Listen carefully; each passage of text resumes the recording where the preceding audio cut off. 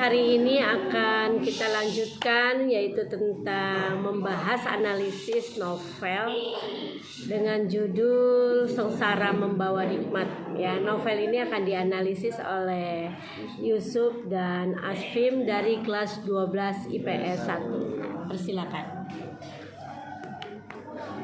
Halo semuanya, saya Mawi Suratami. Yang keras ya suaranya ya. Saya Asbim Dazir. Jadi diceritakan ini di sebuah waktu itu asar. Di tepian sungai itu ada sebuah surau. Suraunya itu namanya nggak diketahui, tapi di dalam surau ini ada seorang yang sedang berlantunkan salawat, itu merdu banget. Tapi ketika itu datang nih seseorang ini bilang, akan jadi orang laratkah engkau Midun? Ternyata yang di dalam surau ini namanya Midun. Mau tahu Midun itu siapa? Nanti kita saksikan ya.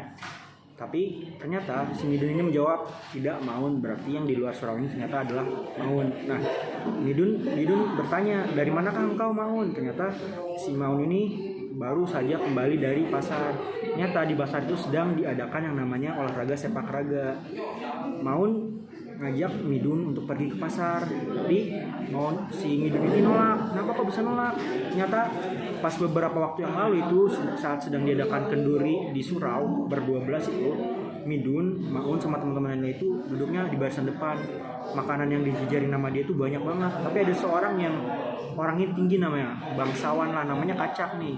Tapi dia tuh nggak disukai banyak orang, jadi makanan yang ditaruh ke dia tuh dikit. Dan dari situlah dia nggak mau nih untuk pergi ke pasar. Kenapa? Karena si Kacak ini pastinya kan dia suka banget sama sepak raga, dia bakal pergi ke pasar. Tapi akhirnya setelah dinasihatin sama si Maun, si Midun ini mau pergi ke pasar. Sampailah di pasar. Ternyata di pasar itu setiap hari Jumat itu selalu diadakan yang namanya sepak raga ini. Sampainya di pasar, Midun itu disambut baik banget sama masyarakat pasar. Kenapa? Karena Midun ini orangnya alim. Itu sangat banget disenengin sama orang-orang situ. Jadi bahkan tingkatan kesenangannya itu lebih tinggi dari seorang raja. Jadi si Kacak ini kan salah satu kemenakan Tuan Pelaras. Jadi Tuan Pelaras ini adalah seorang lurah di daerah Minang. Jadi orang dulu menyebutnya itu Tuan Pelaras. Nah, sebelum dimulai tuh si Kacak ini ternyata belum datang. Sampai ketika ada seorang tuh pakai baju Cina gitu, terus celana batik, berkopiah, datang. Ternyata dia adalah Kacak. Datangnya pangah pongo, jadi datangnya tuh berlagak sombong. Orang-orang nggak seneng. Orang-orang salaman juga karena terpaksa. Tapi dia alim ya. Kacak enggak, yang alim itu Midun itu alim. Jadi nanti protagonisnya ini adalah Midun. Karena dia menandakan dirinya itu tinggi. Karena itu kan bajunya itu jarang ada yang punya, pakai kain sutra. Kain sutra kan lambang orang kaya. Jadi jarang ada orang punya. Si Kacak ini dengan sombongnya bilang ke orang yang lebih tua dari dia, ada yang namanya Jenang itu kayak wasitnya gitu. Dia bilang, kenapa belum dimulai juga? Terus si Jenangnya bilang, karena aku nungguin Engku Muda itu sebagai kayak sebuah bangsawan tuan muda. Terus akhirnya dimulailah tuh permainan sepak raganya. Ada suatu ketika kejadian di mana Midun ini dioper bola sama si Kacak. Nah, si Midun ngembaliin lah bolanya. Ambil ini Kacak. Nah, diterima sama Kacak, tapi sebelum diterima ternyata si Kacak ini kepleset. Orang-orang mau ketawa tapi ditahan. Sampai suatu ketika ada seorang namanya Kadirun, temannya Midun dan yang lain-lainnya itu bilang cempedak hutan. Nah, orang-orang pada ketawa dah tuh. Nah, akhirnya ditanyalah si Kadirun sama si Kacak dengan muka keselnya bilang, apa maksudmu? Terus Kadirun bilang, tanyakan saja pada si Midun. Nah, karena si Kacaknya nganggap ini Midun ini lagi bercandain dia, lagi ngejek dia, akhirnya berantem lah. Si Midun diserang sama Kacak, set kanan, set kiri, nggak ada yang kena. Sampai akhirnya suatu ketika dipisahin lah, disabarin, sabar orang pemuda. Sampai suatu ketika si Midun itu disuruh menjelaskan sama jenang-jenang di sana.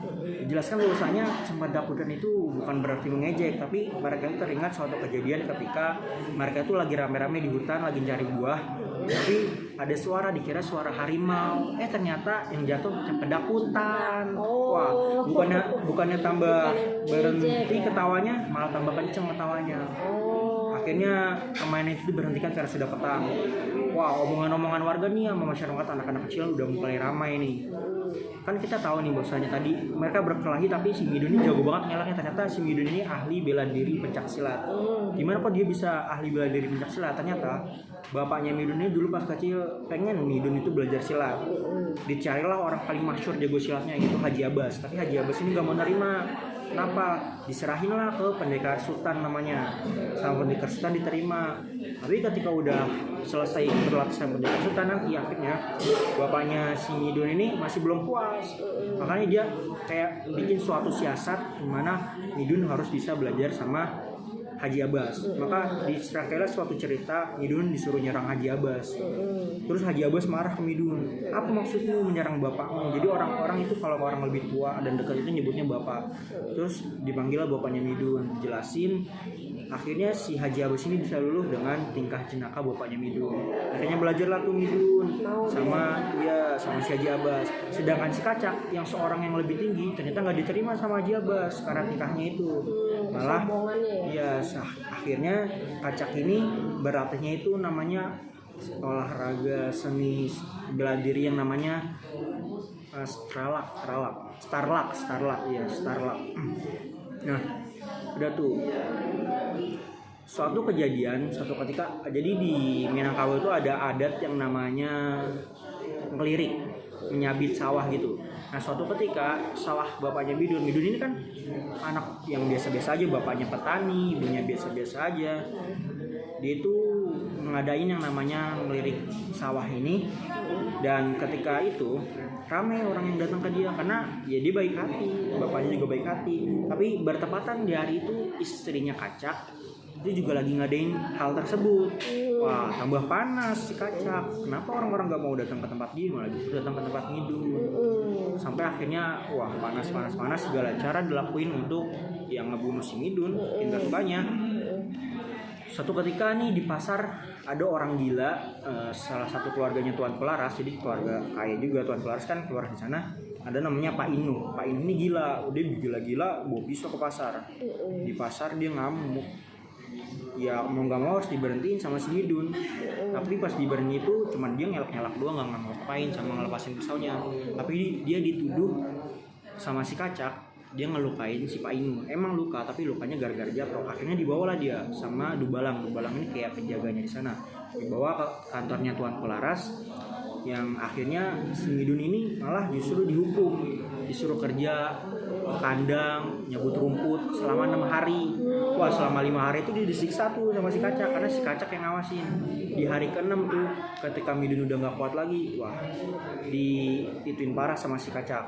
Sampai akhirnya suatu ketika si Midun bilang, apa yang telah aku berbuat hingga kamu melakukan ini semua kepadaku, kata si Kacak. Si Kacak bilang, aku gak suka sama kamu karena kamu itu ternyata lebih dihormati daripada seorang raja. Aku yang seorang raja aja gak dihormati, masa kamu yang dihormati? Merasa iri lah dia. Ya, diiri. Nah, dia iri tuh. Akhirnya hari ke-6 dia gak kuat lagi, dilanjutin sama bapaknya. Digantiin sama bapaknya, orang-orang pada protes, udah dilanjutin sama bapaknya. Nah, ada juga suatu ketika di Midun ini lagi mandi lah di sebuah sungai. Jadi kalau di sungai itu di Minangkabau nih ada tepian laki-laki, tepian perempuan. Tiba-tiba air datang dari atas ke bawah, wah gede banget. Ternyata ada seorang yang hanyut. Ternyata perempuan yang hanyut. Tapi banyak orang yang ngeliatin nggak nolongin. Akhirnya Midun turun tangan lah. Udah ditolongin, ternyata yang tenggelam itu istrinya si Kacak. Si Kacah namanya Kacah. Wah, si Kacak yang lihat nggak terima dong, apalagi diselamatinnya pas telanjang kan. Wah, nggak terima dia. Terus dibilangnya gini, adakah dihalalkan dalam agamamu untuk menyentuh seorang perempuan? Wah, si Midun kan ibaratnya nolongin orang doang. Dibilang aku melakukan semua ini hanya karena Allah Subhanahu Wa Taala. Terus makin marah lagi lah. Kok berani nih si Midun melawan saya yang seorang bangsawan lah intinya. Sampai akhirnya si Midun nih wah udah nggak bisa lagi nih sabar kayak gini lagi nih, udah nggak bisa. Akhirnya sudah lepaskan. Akhirnya berantem dari situ. Ternyata si Kacak kalah. Kacak kalah, manggil 2 temennya suruh berantem. Ternyata 2 temennya ini juga kalah. Terus dilanjutin sama si Kacak. Datanglah Dubalang sama penghulunya ini untuk misahin mereka. Akhirnya dibawa ke kantor Tuan Kularas. Nah, di sini mereka tuh dihakimin. Tapi ternyata si Dubalang sama penghulu ini lebih condong ke arahnya si Kacak. Yang akhirnya si Dubalang sama penghulunya tuh menghakimi bahwasanya si Midun yang dihukum. Sedangkan si Kacak itu nggak dihukum sama dua temannya. Karena si Midun itu duduk ngelukain 2 orang temannya si Kacak yang tadi. Mereka disuruh meronda. Wah, di sini nih keluarganya Midun, Haji Abbas, terus Pendekar Sultan sama bapaknya Midun ini udah curiga nih kalau anaknya mau dibahayakan. Makanya selama 6 hari ngelakuin ronda itu, si Midun bakal ditemenin sama Pendekar Sultan, Haji Abbas sama teman-temannya. Di 5 hari pertama aman-aman aja. Di hari ke-6 nih, wah ada orang nih di rumah istrinya Kacak tuh, ternyata ada orang yang tiba-tiba 3 orang masuk itu kayak pengen maling lah. Nah, ketika pas pengen maling itu ditunggu diem-diem, akhirnya wah ketahuan diperangin. Pendekar Sultan melawan yang namanya seorang perempak jahat namanya Ateng. Si Midun ngelawan orang tidak diketahui, sedangkan yang satunya lagi kabur. Nah, 2 orang ini akhirnya dibawalah ke kantor Tuan Kularas, karena pas di kantornya penghulu nggak ada. Penghulu lagi di istri yang satunya lagi. Di Tuan Kularas terus di Tuan Kularas tiba-tiba penghulu datang. Udah beberapa saat kemudian penghulu datang, terus diajak ngobrol bentar. Akhirnya saksinya disuruh tinggalin sini aja, nggak usah dilanjutin lagi. Wah, kenapa nih? Ternyata udah curiga nih si Haji Abbas sebelumnya, karena Haji Abbas sempat ketemu sama si Kacak. Ternyata bahwasanya yang ngerencanain semua adalah Kacak dan teman-temannya. Terus nggak lama dari itu akhirnya ke cerita yang kata si Midun udah sampai besar.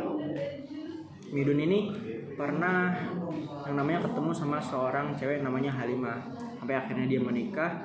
Terus ternyata si Halimah ini pengen diambil sama seorang syekh namanya Syekh Abdullah gitu, tapi si Midun gak terima. Akhirnya si Halimah dan Midun ini tetap jadi keluarga istri. Keluarga apa? Tetap jadi keluarga. Nikah. Aku menikah. Menikah. Oh gitu. Udah selesai. Udah. Terus akhirnya si Kacaknya masuk penjara atau gimana? Kacaknya akhirnya masuk penjara. Karena terbukti dia melakukan semua kesalahan-kesalahan pada si Midun. Betul. Nah, dari sengsaranya itu membawa nikmat, gitu ya? Dari karena gimana? sengsaranya itu pas kecilnya itu dia kan sama Kacak diinin mulu. Dia mau pengen dibunuh karena si Kacak ini kan tinggi kosnya, jadi dia mau ngapain aja ke si Midun bebas. Sampai akhirnya ke suatu ketika dia pengen nganuin si Kacak bahkan gak bersalah. Sampai akhirnya membawa nikmatnya itu sampai ketika dia ketemu sama si istrinya. Sampai ketemu istrinya, sampai dia dapat jabatan malah di suatu, kalau dulu tuh namanya apa ya, di pas zaman Belanda tuh kayak kantornya orang Belanda tapi tinggi tingkatannya, sampai di situ. Oh gitu, jadi ya diperlakukan seperti itulah yang kurang baik lah masih Kacak itu ya si Midun. Terus pelajaran yang bisa diambil dari, kita bisa ngambil pelajaran dari sikapnya si Kacak. Kita nggak boleh kayak si Kacak. Si Kacak ini kan kalau punya jabatan tinggi sedikit dia langsung apa-apa gitu. sombong. Udah gitu kita nggak boleh cemburuan sama apa yang dipunya orang. Kita harus bersyukur kayak si Midun. Kita juga harus sabar kayak si Midun, walaupun dia ngapain apa juga harus sabar. Harus sabar, Betul. jangan sampai terpancing gitu Iya. ya. Kalau udah sampai titik kesabaran berarti kan kedewasaannya Iya, betul. mulai terlatih ya. Nah, terus kekurangan dan kelebihan dari novel itu? Kekurangannya apa, Pim? Kekurangannya sulit apa tuh Ya bahasanya. Jadi karena bahasa novelnya pakai bahasa Minang. Jadi kita orangnya nggak ngerti kata-katanya juga susah. Orang itu novel yang pakai bahasa kelemahannya ya, Minang. karena itu asalnya dari Minang novelnya. Nah, ternyata itu memang salah satunya banyak bahasa-bahasa yang menggunakan Minang itu. Apalagi ini kan pas pakai masih open fun operation itu apa ya? Belanda Open Operation. Iya, itu ejaannya masih pakai Zaman itu. Open Operation itu zaman Belanda. Nah itu masih Nah, pakai jadi ejaan itu. bahasa Jakarta, bahasa Indonesianya itu belum berlaku. Nah. Oh, itu sebelum zamannya Suwandi, ejaan Suwandi. Oh, Jadi masih susah ada dimengerti. kata-kata yang sulit di situ ya. Apalagi ada pemborosan kata-kata. Jadi Oh, itu kelemahannya juga ada Iya. pemborosan kata-kata. apalagi dia kan novel yang dikeluarin tahun 90-an, jadi covernya jelek. Nah, covernya Kualitas kurang bukunya juga menarik jelek. ya. Jadi orang kan kalau sekarang kan orang ngelihatnya buku itu berdasarkan sampulnya. Kalau sampulnya menarik pasti dibaca, walaupun belum tahu isinya. Seenggaknya menarik untuk dilihat. Lihat dulu lah depannya Iya. ya, covernya ya. Oke, itu cover salah satu mempengaruhi ya dari kekurangan novel tersebut. Terus kelebihannya, Kelebihannya, alur cerita gampang dimengerti. alurnya ya. walaupun bisa dipahami walaupun ya. katakannya gitu, tapi alurnya tuh gampang lah. Kita jadi tahu nih protagonisnya udah ditentuin, antagonisnya udah ditentuin, jadi konflik yang dilalui juga nggak jauh-jauh dari karakter-karakter itu. Tapi kira-kira bisa ditebak gak itu Apa ceritanya? ceritanya bisa ditebak? Bisa, karena ya gitu terlalu kelas sih ceritanya. Oh gitu, mudah Gampang lah ya. ya bisa mudah lah dipahami. ditebak. Apalagi penokohan karakternya itu bisa ditebak. Jadi ada orang yang alim banget, tapi ada orang yang ya buruk banget gitu. Ya intinya terlihat jelas lah yang mana pro dan yang mana an ya, kawan banget ya. Terus ada lagi kelebihannya? Kelebihannya kelebihan lagi lain dari novel ini adalah apa ya, waktu itu ya, alurnya oke, tokohnya oke. Selain itu